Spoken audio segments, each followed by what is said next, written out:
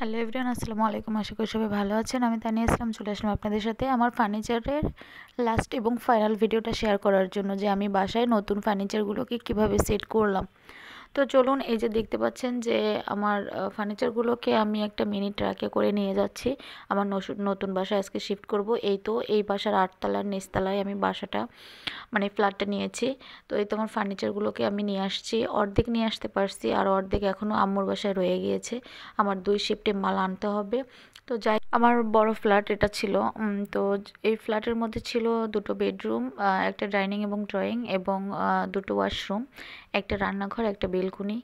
তো বাসার এবং ভিতরে আমি আমার বেডরুমে কী ফার্নিচারগুলোকে নিব সেটাই আমি আসলে ওনাদেরকে বলে দিচ্ছিলাম, ওনারা সেটাই আমার রুমে সেট করে দিচ্ছে। এবং পাশের ছোট বেডরুমে আমি যেটা রাখবো সেটা ওনাদেরকে সেভাবে বলতেছি, ওনারা সেভাবে রেখে দিচ্ছে। তো যাই হোক, এভাবে বলতে বলতে আমার 2 শিফট মাল আমার আম্মুর বাসা থেকে চলে আসছে। দেন এখন আমি আমার যে পুরান বাসায় আমার কিছু জিনিসপত্র আছে সেটাই তারা আনতে যাবে। তো আমি এখানে থেকে আসলে সব কিছু গোছগাছ করতে তাদেরকে সাহায্য করতেছিলাম, আমার ফ্যামিলিকে। এবং আমার ফ্যামিলির শুধু আমার আব্বু এবং ছোট ভাই ব্যতীত সবাই এখানে চলে আসছে আমাকে সাহায্য করার জন্য, যেহেতু আমার ছোট একটা বেবি, আসলে আমি ওকে নিয়ে পারি না। তো এই যে দেখেন যে ওকে আমি একটু দুধ খাওয়ানোরও টাইম পাইনি। তো আমার ভাইয়ের বউ হচ্ছে তাকে একটু কলা খাওয়াচ্ছে, সে খিদায় এত বেশি ছটফট করতেছিল, আমার মানে তাকে খাওয়ানোর সময় ছিল না, এত বেশি বিজি ছিলাম। তো যাই হোক, তাদেরকে আমি নিয়ে আসছি মূলত আমার হেল্প করার জন্য, তো তারা আমাকে হেল্প করতেছে। আসলে সবথেকে বড় কথা হচ্ছে বিপদে যারা পাশে থাকে তাদের পাশেই থাকা উচিত। তো এর জন্য আমার বিপদে আমার ফ্যামিলিটা সবসময়ের জন্য আমার পাশে থাকে। তো কাজ করতে করতে যেহেতু আমি অনেক বেশি মানে ক্লান্ত সবাই হয়ে গিয়েছে, তো আমার আম্মু রান্নাবান্না করে নিয়ে আসছে বাটি ভরে ভরে। তো সবাই মিলে আমরা সেগুলোই খাচ্ছিলাম। আসলে আমার তো ঘরের পরিস্থিতি খুব বেশি এলোমেলো। তো সেই এলোমেলো অবস্থাতে তো আমরা রান্না করে খাওয়াতেও পারবো না, আর কিনে খাওয়ানোর মতন অবস্থাতে আমরা ছিলাম না। এত বেশি ব্যস্ততার ভিতরে ছিলাম, আর মানে টাকা যেহেতু আমাদের দ্বিগুণ খরচ হয়েছে, যেটা হিসাব করেছে তার থেকে দ্বিগুণ হয়ে গিয়েছে। তো এর জন্য আমার আম্মু বললো তো ওদের এত টেনশন করা লাগবে না, আমি রান্নাবান্না করে নিয়ে আসবো। তো আমার আম্মু রান্নাবান্না করে নিয়ে আসছে। আম্মুকে আমি বেশিক্ষণ রাখিনি, যেহেতু আম্মু বাসায় চলে যাবে, কারণ তার নামাজ কালাম যদি না হয় তার মাথা নষ্ট হয়ে যায়। ঠিক আছে, সে দোয়া পড়তে না পারলে তার মাথাটা পুরোই পাগল হয়ে যায়, আর সে বকবক করতেই থাকে সারাদিন।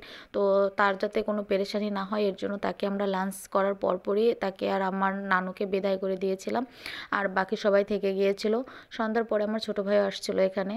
তো এই তো আমরা অনেকটা গুছগাছ করে ফেলেছি, এখন শুধুমাত্র উপস্থিত যে গুছগাছটুকু বাকি সেটুকুই করব। তো আমার বোন বলল যে আমি আসি, সমস্যা নেই, তোর যতক্ষণ ঘর গুছানো না হবে আমি তোর বাসা থেকে যাচ্ছি না।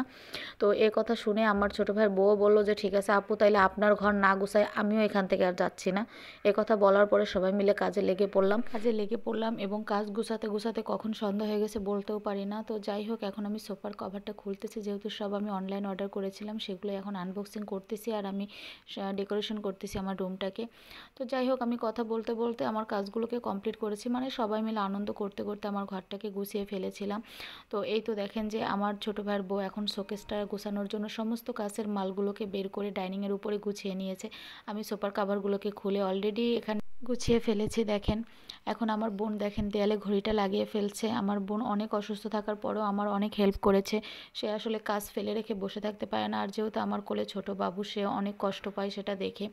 তার ভিতরে মানে ওই জিনিসটা খুবই কাজ করে যে বাচ্চা নিয়ে কিভাবে পারবো আমি, কি কষ্ট হচ্ছে আমার। তো এই তো সন্ধ্যাবেলা আমার ছোটো ভাইও বাসায় বসে না থেকে চলে আসছে, যে সবাই যখন ওখানে আমি বাসায় থেকে কি করব, ও চলে আসছে। ও এখন এসে আধা ঘন্টাও বসেনি, তো বললো যে আমি ছোটো বাবাটাকে দে, আমি নিয়ে ওর আব্বুর দোকানে চলে যাই। তো বেবি ক্যারিয়ার বেল্টে ও ওকে বেঁধে নিয়ে চলে যাচ্ছে সন্ধ্যার নাস্তা আনার জন্য। ওর মামাকে ড্যাব ড্যাব করে দেখতেছে। তো আজকে বিদায় নেবো এখানেই। আমার ঘর গোছানোর ফাইনাল লুকটা দেখতে হলে নেক্সট ভিডিওটা অবশ্যই দেখতে হবে। আজকে এখানে বিদায় নেবো, আল্লাহ হাফেজ।